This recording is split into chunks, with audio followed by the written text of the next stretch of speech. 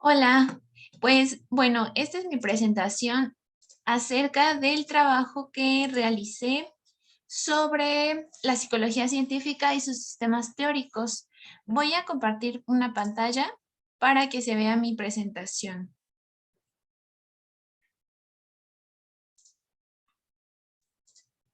Ok, bueno, pues mi nombre es Tania y aquí está mi carátula.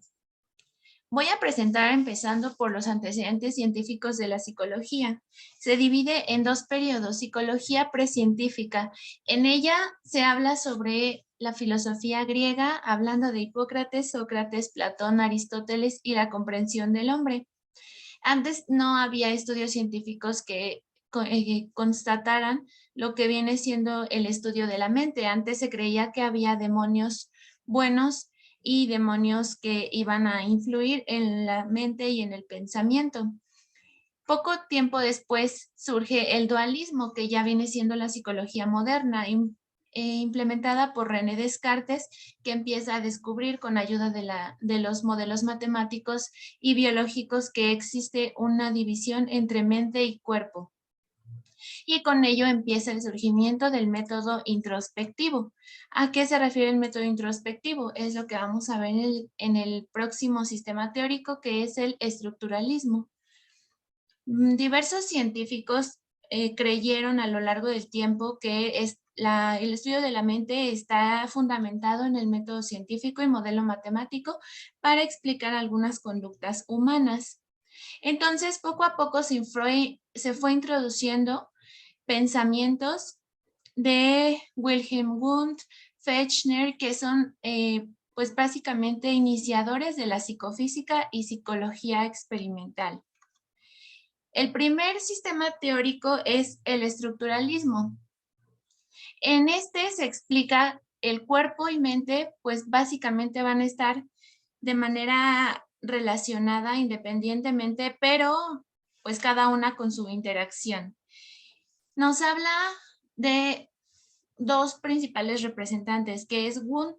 Wundt habla de la autoobservación y la introspección, en el cual vamos a estudiar aspectos analíticos de la conciencia y asimismo vamos a poder describir al consciente frente a la experiencia o frente a un estímulo. Son los primeros avances del estudio de los fenómenos, pero como una autoobservación, una introspección y una conciencia de sí mismo. Esto aportó las bases para la psicología, que actualmente se sigue practicando esta introspección y esta autoobservación. Y son dos grandes representantes, que es Wilhelm Wundt y Titchener. Empiezan a descubrir el estado consciente de la mente. El siguiente sistema teórico es el funcionalismo. Aquí ya se creía que existía no solamente la mente y cuerpo, sino que se vio influenciada por el estímulo-respuesta que un organismo puede llegar a tener, y fue un gran aporte a la educación, a la resolución de problemas y a las pruebas psicométricas. Aquí mismo pues se añaden procesos adaptativos, básicamente con la teoría empieza como algunos principios de la teoría de la evolución de Darwin, y que obviamente van a estar como un instinto de supervivencia, el hecho de que como seres humanos pues nos empecemos a relacionar y esto sea moldeado por una conducta adaptativa que nos va a ayudar a adaptarnos a las circunstancias o situaciones en las cuales nos encontremos a través de un proceso mental. El siguiente sistema teórico es el Gestalt. La escuela del Gestalt, sus principales representantes es Max Wittermer, Kuller y Kurt Kofka. Ellos hablan sobre básicamente la influencia de la mente y de las experiencias psicológicas como un principio de totalidad. Decían que la mente es un conjunto total y que si se estudia por partes no se va a poder identificar realmente cuál es la problemática que está sucediendo en ese pensamiento, sino que todo es un campo total que tiene que estar estudiado de manera conjunta, ¿no?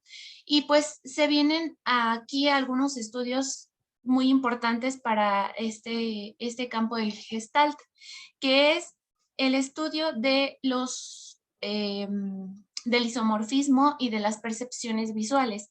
Un estudio muy importante es cuando hay dos focos que se prenden y pues, ¿qué pasa? Son elementos separados, pero siguen siendo un conjunto y nosotros lo vemos como algo junto. Al momento de prender y encender focos, parece que fuera uno, pero en realidad son dos focos. Esto es lo que pasa mucho en las percepciones visuales de la mente humana y asimismo de la psicología cognitiva. Existe también, o son los primeros inicios de la psicofísica que explican modelos matemáticos para entender a la mente y a cómo interactúa el cuerpo con el ambiente y pues que somos un sistema, que vamos a estar interconectados y la conducta va a estar regida por algunas interacciones del ambiente o algunos elementos físicos o geográficos externos. El siguiente sistema teórico es el psicoanálisis, introducido por Freud, que creó un modelo de la mente asumiendo bases teóricas.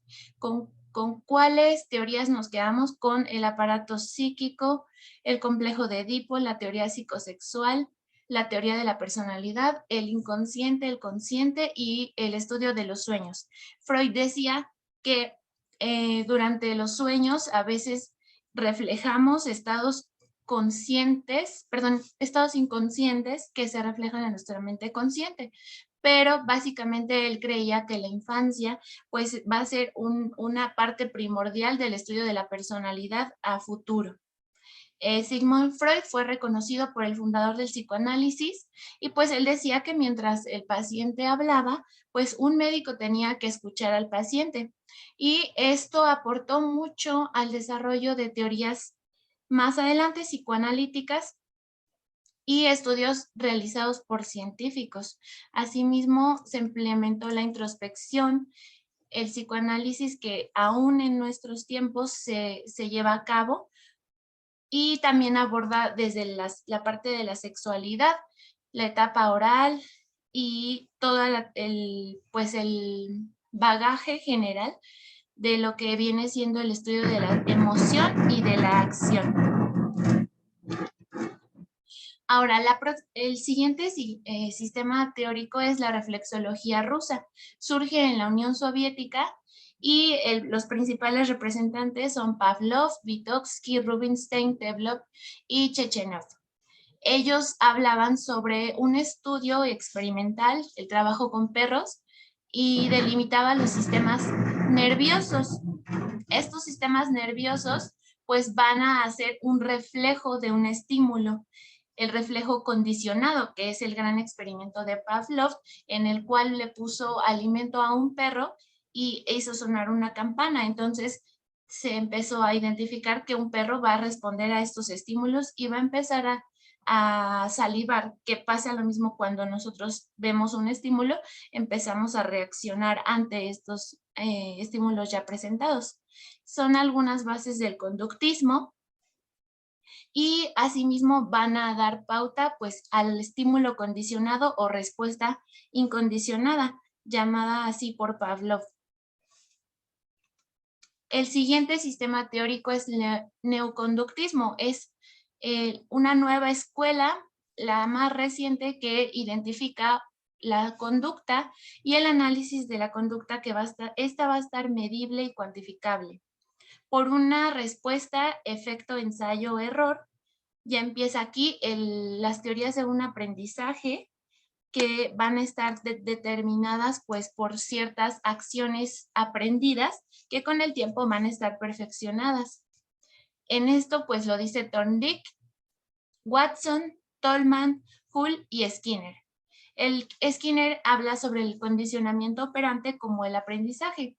Básicamente Skinner se interesó por una caja de conducta operante en la cual introdujo pues una rata de laboratorio y le introducía alimento por algunas de los orificios de la caja y empezó a ver cómo es que esta conducta era observable y asimismo pues explicaba muchas causas de las conductas y asimismo un estímulo-respuesta ante un alimento. Y va a definir el condicionamiento operante como una respuesta repetida que tiende a mantenerse. Y la metodología utilizada era obviamente un método científico experimental. Todo esto ya fue bases científicas y eran conductas observables por estos representantes que empezaron a introducir el estudio de animales en laboratorio, buscando que estos estudios fueran instructivos en la conducta humana. Y bueno, de todo esto, ¿qué se concluye? Que todos estos sistemas teóricos son las bases de la psicología actual y sentaron las bases de la teoría psicoanalítica, de la terapia cognitivo-conductual y básicamente el conductismo es un sistema teórico tan importante que va a venir pues a repercutir en el estudio de la mente humana y de los procesos humanos. Como lo mencionaba al principio, esto ya es parte de la psicología moderna.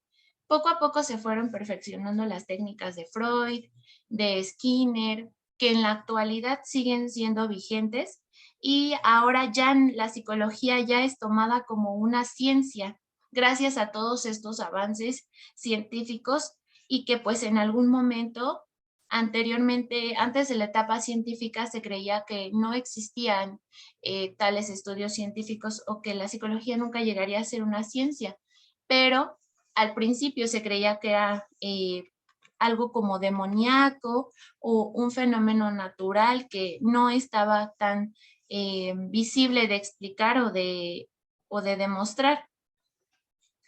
Y bueno, antes se creía que había humores y estos humores fueron determinados por Hipócrates, Sócrates y Aristóteles, en el que decía que estábamos constituidos por humores, que era la bilis, lo visceral, el cuerpo, pero no había nada científico, simplemente eran creencias acerca de lo que el humano podría llegar a, pues, a hacer, ¿no?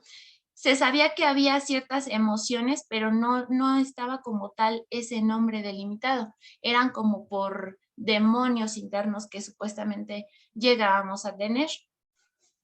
Ya con el estudio experimental, la teoría de Darwin, la evolución y asimismo pues influyeron los modelos matemáticos y por su parte René Descartes introdujo elementos de dualismo, mente y cuerpo, pues aún tomó más auge la psicología científica y empezamos a demostrar con diversos representantes, que fue el principal, pues Freud, y luego se vino aquí en auge pues la reflexología rusa, que también existieron científicos que demostraron la conducta y lo que puede llegar a pasar en la mente humana y cómo poderla relacionar con el mundo actual. Entonces, pues bueno, así es mi presentación de este tema de psicología científica y sus sistemas teóricos. Y pues bueno, muchas gracias y esto ha sido todo de mi parte. Mi nombre es Tania y aquí dejo las referencias bibliográficas que he consultado para realizar este trabajo. Gracias. Hasta luego.